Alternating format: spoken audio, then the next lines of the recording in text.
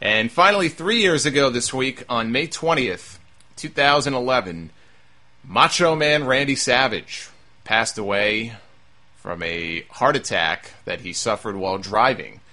And his wife, I think they were married. I think his wife was in the passenger seat, and she swerved off the road. They hit a tree. She was okay. I mean, that could have been really, really bad. I mean, you have a heart attack while you're driving on the road and you start driving erratically. I mean, he could have killed somebody. Thankfully, nobody else died that day.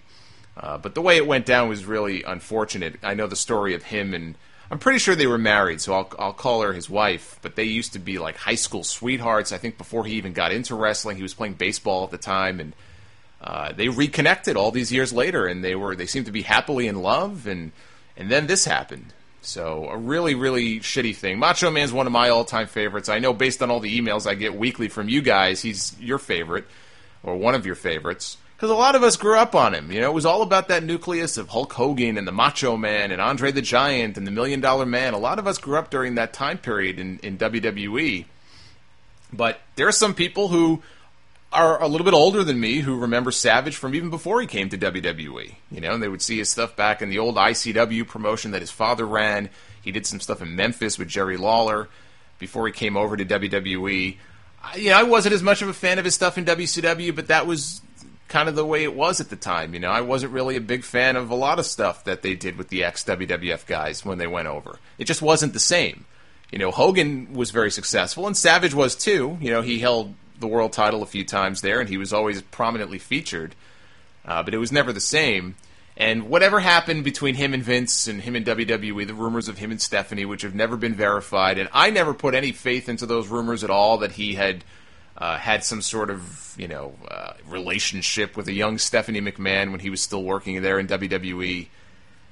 The only reason I can't outright dismiss it is because it's very eerie, some of the comments that people have made, not the least of which includes Savage's own brother, Lanny Poffo. Well, Lanny Poffo, who was very close to Randy, they were very close right up until the time he died, and he's done shoot interviews where he gets asked about this, and he, at least in one of the interviews, made comments to the effect of, as far as those rumors are concerned, I can't tell you they're true and I can't tell you they're false because I never asked Randy directly about it. You'd have to ask him yourself or something like that. And that just made me take a step back and go like, whoa. Because that's the sort of thing where if you knew it wasn't true, you would, especially if you're the guy's brother, you would dismiss it and go, that's such bullshit. You know, so that rumor got started on some old, BBS internet bulletin board back in the day, somebody trying to stir up shit or something. And he didn't say that. And that made me think twice and say, you know what? We can't outright dismiss that something may have happened because his own brother wouldn't outright dismiss it. And he was closer to Randy Savage than any of us were. So there's always going to be lingering questions. I think Stephanie's probably the only one who could really put them to bed. Stephanie or Vince. I like to maintain that Vince was probably just very upset at Randy for leaving. Randy was not just one of the old guard. I mean, he was pretty close with Vince. You know, they did the commentary on Raw every single week. There was even some Raw video that popped up on YouTube. I don't know if it's still available. From many, many years ago, after one of the shows, it was Vince, I think Pat Patterson, and Randy Savage walking into a Denny's restaurant. You know, those guys, he was part of that nucleus. I don't know that, creatively he had any input at the time, but he was one of the trusted guys there, and saw that he was being phased out. Vince wanted this new generation. He didn't look at Randy Savage as being somebody who could be at the top of the card anymore. And that didn't sit very well with Savage. He didn't want to be an announcer. He wanted to be a wrestler. He wanted to be prominently featured in the mix, which he was in WCW, so he left. But Vince McMahon gave him this classy send-off on Raw. When Savage made the decision that he was going to leave. This was well before he made his debut on WCW TV, but I remember they came back from commercial break, and Vince McMahon had this on camera, and he did something I've never seen him do before. I've never seen him do since. He said Randy Savage's contract expired, and we couldn't come to a new agreement.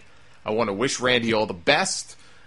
He was saying all these positive things about him. And then he debuted in WCW, and who knows? I mean, maybe it was that sense of betrayal. Maybe it was something else. We'll never know. But it was sad the way that for so many years he was shunned from that company, as big of a part of it as he was. And we'll never have the chance to see him, on stage at a Hall of Fame giving a very Macho Man-esque induction speech. He'll go in one day, I have no doubt about that. But it won't be the same, because he's not there to accept on his own behalf. It's going to be a family member, or if the family refuses to go, it's going to be somebody else who, it's not going to be the same. And that's a shame. And I made a comment on Twitter before, and I was only half joking when I made the comment. We just had this award show with Michael Jackson's hologram. They had like a Tupac hologram a couple years ago. They just had a Michael Jackson hologram. And supposedly it took them 6 months to create this hologram and get it just right. Well, you know what? Time's ticking away. Now's the time. Start working on a Macho Man hologram in time for next year's Hall of Fame. Get some mainstream publicity out of it, too, having a Macho Man hologram.